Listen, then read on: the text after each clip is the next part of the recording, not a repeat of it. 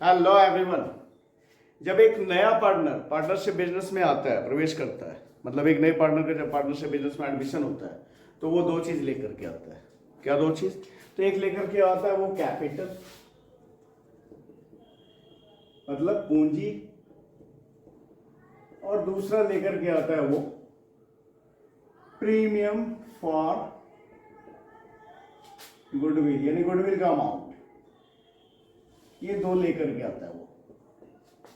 पूंजी किस लिए लेके आता है? तो भाई पूंजी इसलिए क्योंकि वो आगे से उस पार्टनरशिप बिजनेस के, पार्टनरशिप फर्म के एसेट में वो भी हिस्सेदार बनेगा, वो भी साझेदार बनेगा। इसके लिए वो कैपिटल लेके आता है, शेयरिंग एसेट, एसेट में शेयरिंग एसेट्स ऑफ फर्म, इसके लिए कैपिटल लेकर के आता है। और गुडविल का अमाउंट वो इसलिए लेके आता है क्योंकि उसके आने के बाद में अब आगे से वो भी पार्टनरशिप फर्म के प्रॉफिट में हिस्सेदार बन जाएगा। तो प्रॉफिट में हिस्सेदार बनने के लिए वो गुडविल का अमाउंट लेके आता है फॉर शेयरिंग प्रॉफिट। ठीक है, तो ये जो लेकर के आता है वो कैपिटल का अमाउंट अपने पार्टनरशिप बिजनेस में एडमिशन के समय, या गुडविल का अमाउंट, ये नगद में ला सकता है, कैश में, या हो सकता है एसेट्स के तौर पे लेके आया, एसेट्स के रूप में कैपिटल और गुडविल का अमाउंट लेके आया। दोनों ही स्थिति हो सकता है। तो अगर कैश में लेकर आ रहा है कैपिटल और गुडविल का अमाउंट, तो उसके लिए क्या जर्नल एंट्री होते हैं। और यहाँ पे एक बात और कि वो जो गुडविल का अमाउंट लेके आता है पार्टनरशिप बिजनेस में, कैपिटल का अमाउंट तो उसका, जो कैपिटल जो लेके आया वो तो उसी का कैपिटल है पार्टनरशिप बिजनेस में, पर वो जो गुडविल का पैसा लेके आया, वो गुडविल का पैसा जो पहले से पार्टनर थे, ओल्ड पार्टनर से, उनके बीच में सैक्रिफाइसिंग रेशियो में बांट दिया जाता है। तो पहले एंट्री देखते हैं और इस पर बेस्ड एक एग्जाम्पल बनाकर देखेंगे। ठीक है, तो इसे मिटाते हैं। जो कैपिटल का अमाउंट लेकर के आएगा उसके लिए एंट्री, क्या जर्नल एंट्री होता है? फॉर ब्रिंगिंग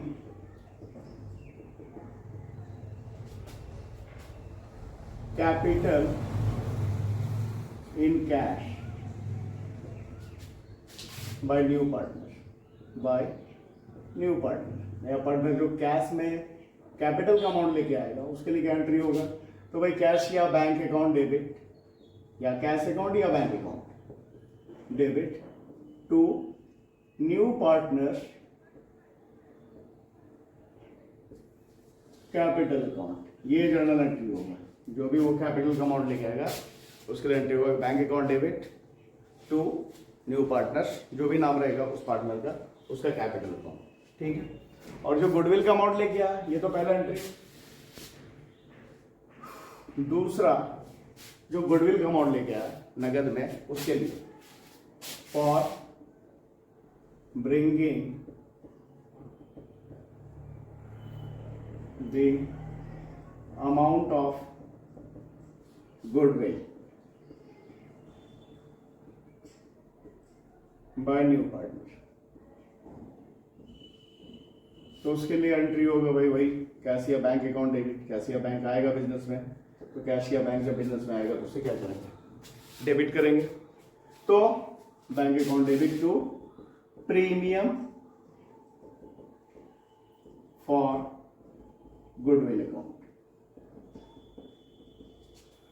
ठीक है, और उसके बाद में जो है, अच्छा, इस दो एंट्री के जगह एक एंट्री भी किया जा सकता है। क्या एंट्री हो सकता है इस दो एंट्री की जगह? एक एंट्री इसके जगह एक साथ ही कर सकते हैं हम दोनों मिलाकर। Bank account debit to new partner capital account और to premium for goodwill account. ये इस दो एंट्री की जगह ये एक एंट्री कर सकते हैं। इसके बाद ये जो गुडविल का अमाउंट लेकर के आता है नया पार्टनर, इसे पुराने पार्टनर अपने सैक्रिफाइसिंग रेशियो में बांट लेते हैं। तो उसके लिए क्या एंट्री होता है? तो भाई उसके लिए एंट्री होता है प्रीमियम, मतलब ये दो एंट्री की जगह ये एक एंट्री, और अगला एंट्री क्या बताया? जो गुडविल का अमाउंट लेकर नया पार्टनर आएगा उसे ओल्ड पार्टनर्स अपने सैक्रिफाइसिंग रेशियो में बांट लेंगे। For distribution of amount of goodwill between old partners, तो उसके लिए क्या एंट्री होगा? उसके लिए एंट्री होगा premium for goodwill account debit to old partners. जो भी ओल्ड पार्टनर, जो भी नाम है, ए बी सी, जो भी नाम है, जितना पार्टनर है जो सेक्रीफाइस कर रहे हैं, वो अपने सेक्रीफाइसिंग रेशियो में बांट लेंगे। ओल्ड पार्टनर्स कैपिटल अकाउंट, इस तरह से ये जो गुडविल का पैसा नया पार्टनर लेके आएगा, उसे पुराने पार्टनर अपने सेक्रीफाइसिंग रेशियो में बांट लेंगे। और इसके बाद बात आता है क्या, ये जो पार्टनर जो गुडविल का अमाउंट लेके आया, उसे ओल्ड पार्टनर में सेक्रीफाइसिंग रेशियो में बांट दिया गया। और अगर कुछ नहीं लिखा है या ऐसा लिखा है कि गुडविल का जो पैसा है बिजनेस में ही रहेगा, तो फिर कोई एंट्री उसके लिए नहीं होना है। पर कई बार ऐसा होता है कि वो जो गुडविल का पैसा नया पार्टनर लेके आया, जो कि इन लोगों ने सेक्रीफाइसिंग रेशियो में बांट लिया, और इस पैसे को वो निकाल लेते हैं ओल्ड पार्टनर्स, तो उस स्थिति में क्या एंट्री होगा? तो उस स्थिति में जो एंट्री होगा, चौथा एंट्री, व्हेन, यहां पे लिख देते, when old partners withdrew the amount of goodwill, अगर निकाल लिया तो फिर एंट्री होगा भाई, जो पार्टनर, जो ओल्ड पार्टनर्स जो हैं, जिनका नाम है, उनके कैपिटल को डेबिट करेंगे। Old partners capital account debit to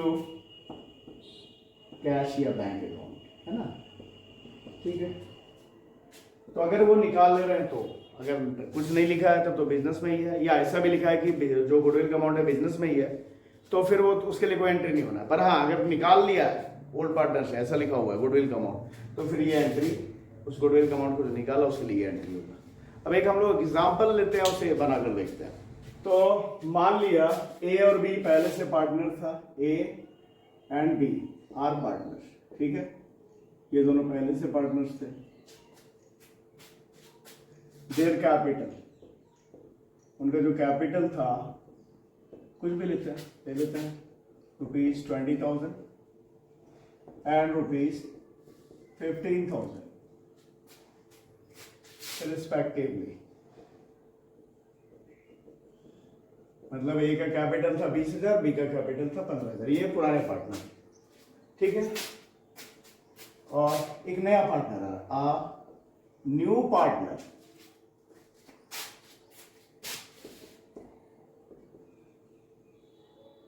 C is admitted for, अच्छा उनका रेशियो तो नहीं निकला ना, लिखा ना, A and B are partners, इसको ऐसे लिख लेते हैं, देयर प्रॉफिट शेयरिंग रेशियो, उनका प्रॉफिट शेयरिंग रेशियो भी दे देते हैं पहले, देयर प्रॉफिट शेयरिंग रेशियो, मान लिया कि 3:2 में, ए और बी जो पुराने पार्टनर उनका प्रॉफिट शेयरिंग रेशियो है 3:2, ठीक है।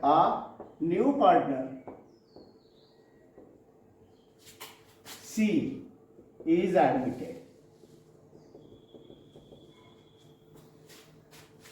इनटू पार्टनरशिप,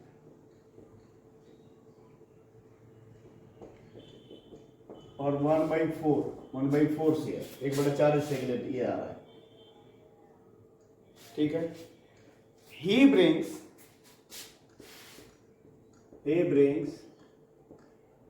capital ₹12,000, ठीक है, 12,000 रुपए कैपिटल लेके आ रहा है, एंड फॉर गुडविल ₹10,000। अब इसका हम लोग करते हैं जर्नल एंट्री। जर्नल एंट्री दोनों ही स्थिति में, जब पहला कि जब गुडविल का पैसा फर्म में ही रह गया, तो जो नया पार्टनर गुडविल का पैसा लेके आया वो पैसा फर्म में ही रह गया तो क्या एंट्री होगा, और दूसरा अगर गुडविल का पैसा ओल्ड पार्टनर से निकाल लिया तो क्या एंट्री होगा। अच्छा, गुडविल का पैसा फर्म में ही रह गया तो ये लिखा हुआ रहेगा, जरूरी नहीं है, लिखा हुआ भी रह सकता है कि गुडविल का पैसा फर्म में ही रह गया, या कुछ भी नहीं लिखा है तो भी यही अंडरस्टूड है कि गुडविल का पैसा फर्म में ही रह गया। हाँ, निकाल लिया था तो नेसेसरी लिखा रहेगा कि गुडविल का पैसा फर्म से निकाल दिया गया। तो सबसे पहले क्या बताया मैंने, जो कैपिटल लेके आया उसके लिए एंट्री क्या होता है भाई, बैंक अकाउंट डेबिट या cash account debit to new partners capital account. और गुडविल का पैसा जो लेकर के आएगा वो उसके लिए होगा बैंक या cash account debit to premium for goodwill account. लेकिन उसके लिए कंबाइंड एंट्री एक बताया था कि दोनों को साथ में भी कर सकते हैं, तो क्या करेंगे, साथ वाले कर लेते हैं। बैंक अकाउंट डेबिट टू कौन है नया partner, C's capital account to premium for goodwill account. कितना लाया, 12,000 रुपये कैपिटल का लाया, 10,000 रुपये गुडविल का, कुल मिलाकर 22,000 रुपया लाया। तो पार्टनरशिप फर्म में आया कितना रुपया, 22,000। 12,000 रुपया कैपिटल और 10,000 रुपया goodwill. being cash brought in by she for capital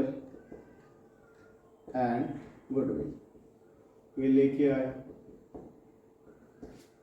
अब ये जो बताया था मैंने कि जो गुडविल का पैसा है ओल्ड पार्टनर्स में उनके सैक्रिफाइसिंग रेशियो में बांट दिया जाता है, उन्हें दे दिया जाता है।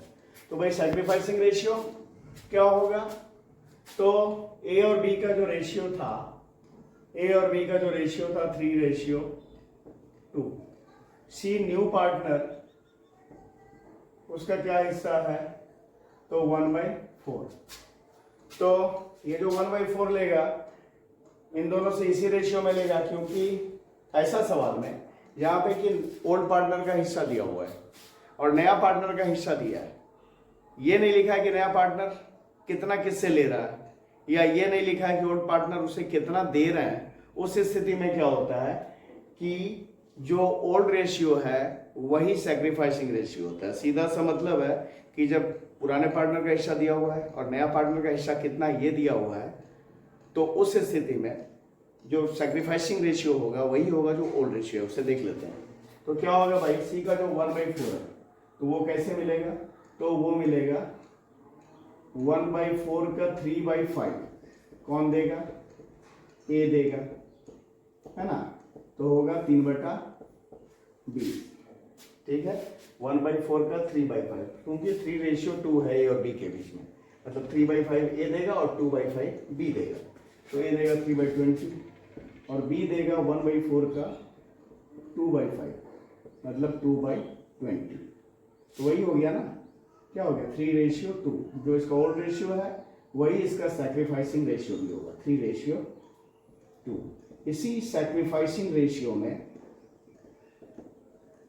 जो है ये लोग ए और बी इस गुडविल के अमाउंट को आपस में बांटेंगे। तो उसके लिए क्या एंट्री होगा, उसके लिए एंट्री होगा premium for goodwill account debit, ठीक है, to A's capital account to B's capital account. तो प्रीमियम फॉर गुडविल कितना है, 10,000। ये 10,000 इन लोगों में बटेगा 3/5 2/5। तो ए को मिलेगा 3/5, तो 10,000 का 3/5 यानी 6,000, और बी को मिलेगा 10,000 का 2/5 यानी 4,000। ठीक है, तो 6,000 से ए का कैपिटल बढ़ेगा, 4,000 से बी का कैपिटल बढ़ेगा, और कैपिटल बढ़ता है तो क्या होता है, क्रेडिट होता है, इसलिए यहाँ पे क्रेडिट हुआ 6,000 ए और 4,000 बी। ठीक है, being goodwill, amount of goodwill credited to old partners in sacrificing ratio, that is 3:2, मतलब जो ओल्ड रेशियो था वही सैक्रिफाइसिंग रेशियो थी। तो ये एंट्री होगा। लेकिन अगर सवाल में तब ऐसे तो इतना ही एंट्री होना है कि पहला तो नया पार्टनर आया, वो कैपिटल और गुडविल का अमाउंट लेके आया, ठीक है, उसके लिए ये एंट्री हो गया, और उसके बाद में गुडविल का अमाउंट क्या ओल्ड पार्टनर्स को सैक्रिफाइसिंग रेशियो में बांट दिया गया। इतना ही एंट्री होना है। पर अगर सवाल में लिख दिया कि वो जो गुडविल का अमाउंट लेकर के आया था उसे ओल्ड पार्टनर से बिजनेस से निकाल दिया, तो फिर एक एंट्री बढ़ जाएगा। क्या एंट्री हो जाएगा? तो उस स्थिति में होगा सब अगर सारा ही पैसा निकाल दिया गुडविल का, तो एज कैपिटल अकाउंट डेबिट, एक अब कितना था भाई गुडविल में, इसका 6000 उसने निकाल दिया। बीज कैपिटल अकाउंट डेबिट, इसका कितना था 4000, ये 4000 निकाल लिया इसने। टू कैश अकाउंट या बैंक अकाउंट, ये तो बताया मैंने, या कैश होगा या बैंक होगा। To bank account, to bank account, ये 10,000 रुपया पार्टनरशिप फर्म से निकाल लिया गुडविल का पैसे इन लोगों ने, तो ये एक एंट्री बढ़ जाएगा। अब ये ऐसा भी हो सकता है कि कई बार ऐसा रहेगा कि गुडविल का अमाउंट निकाला तो, लेकिन पूरा नहीं निकाला, आधा निकाला या 1/4 निकाला, ऐसा रह सकता है। अगर सपोज आधा निकाला लिखा हुआ है सवाल में, तो क्या होगा, 6000 का आधा 3000 ए निकालेगा, 4000 का आधा 2000 बी निकालेगा। तो एंट्री क्या होगा, as capital account debit 3000, B's capital account debit 2000, to bank account 10,000, ठीक है। तो ये एंट्री होना है अगर जो नया पार्टनर आ रहा है वो कैपिटल का अमाउंट और गुडविल कैश में लेके आ रहा है, तो ठीक है। तो अगर ये वीडियो समझ में आया तो वीडियो को लाइक करें, चैनल को सब्सक्राइब करें।